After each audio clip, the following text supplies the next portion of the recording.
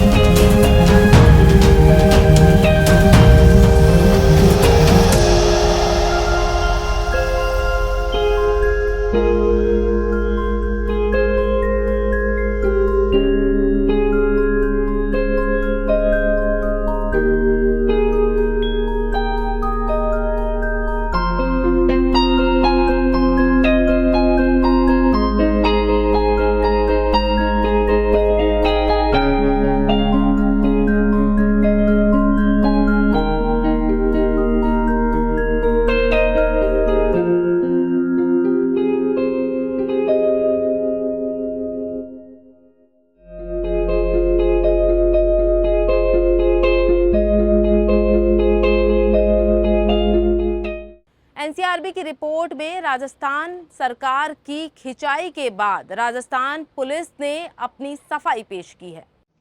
NCRB 2021 के आंकड़े अभी हाल ही में जारी हुए हैं। प्रचारित ये किया जा रहा है कि राजस्थान बलात्कार के मामले में पूरे देश में नंबर 1 है।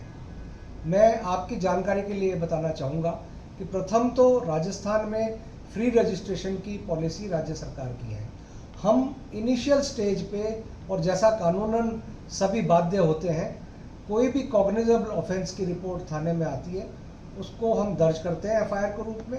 हम इनिशियल स्टेज पे ये फिल्टर नहीं करते कि ये प्रकरण झूठा है या सही है, और सभी केसेस को हम दर्ज करते हैं। बलात्कार के मामलों में राजस्थान में 48% प्रकरणों में एफआईआर लगी है, और ये वो प्रकरण हैं जो 18 साल से ऊपर के जो महिलाएं हैं वो बलात्कार के मुकदमे दर्ज करा रही हैं।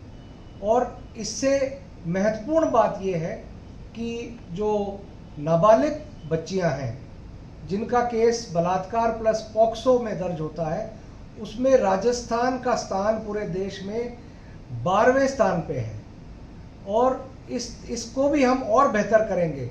यानी हम जो प्रचारित किया जा रहा है उससे कहीं दूसरी स्थिति है। और सबसे महत्वपूर्ण बात है कि नाबालिग बच्चियों की जो सुरक्षा है, जो उनके लिए वातावरण है, वो राजस्थान में हम लोगों ने जिस तरह से बनाया हुआ है उसका नतीजा है कि हम लोग 12वें नंबर पे हैं, और उस हमसे ऊपर कई दूसरे राज्य हैं। और फ्री रजिस्ट्रेशन की पॉलिसी के कारण हम किसी भी महिला को, किसी भी व्यक्ति को थाने में आने पे जब मुकदमा दर्ज करते हैं तो हम रोकते नहीं हैं।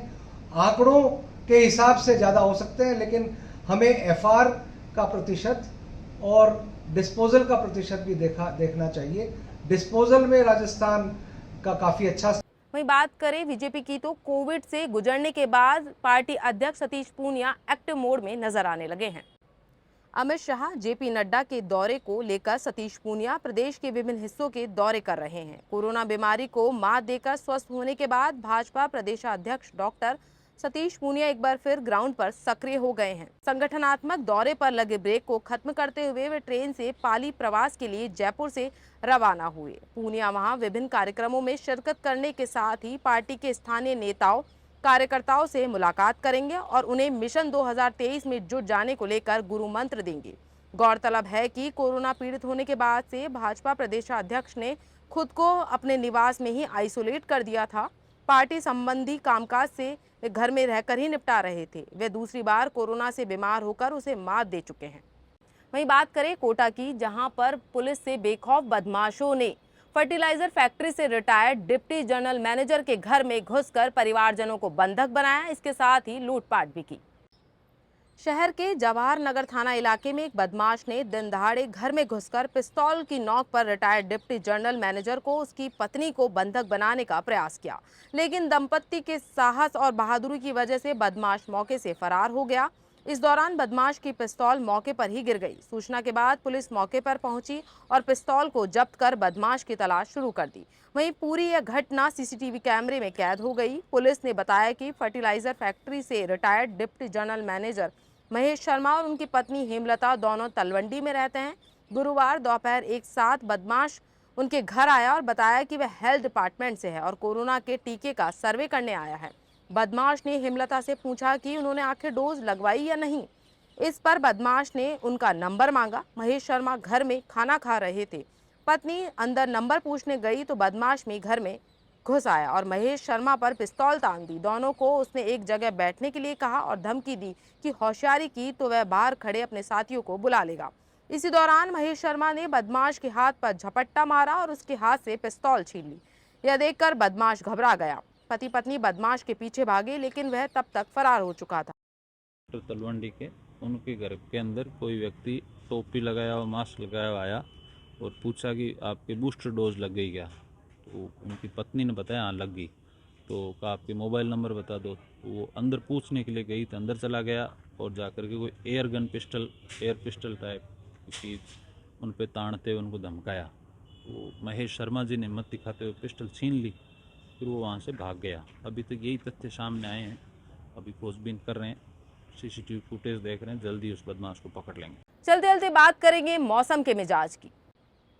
अगस्त में चले मानसून के दौर के बाद एक बार ब्रेक लग चुका है, जिससे गर्मी ने अपना पारा बढ़ा दिया है। अधिकांश जिलों में मौसम साफ होने से तापमान 40 डिग्री के करीब पहुंच गया है। इस गर्मी के बाद एक बार फिर मानसून एक्टिव होने की संभावना है, लेकिन इससे पहले राजस्थान में अगले 3 दिनों लोगों को गर्मी से परेशान होना पड़ सकता है। मौसम विभाग ने अगले 4 दिन प्रदेश में मौसम पूरी तरह साफ रहने का अनुमान जताया है। ऐसे में राज्य में कई हिस्सों में तापमान 2 डिग्री सेल्सियस तक बढ़ने की संभावना जताई है। इसके चलते चूरू, गंगानगर समेत पश्चिमी राजस्थान के कुछ हिस्सों में दिन का तापमान 40 डिग्री सेल्सियस तक पहुंच सकता है।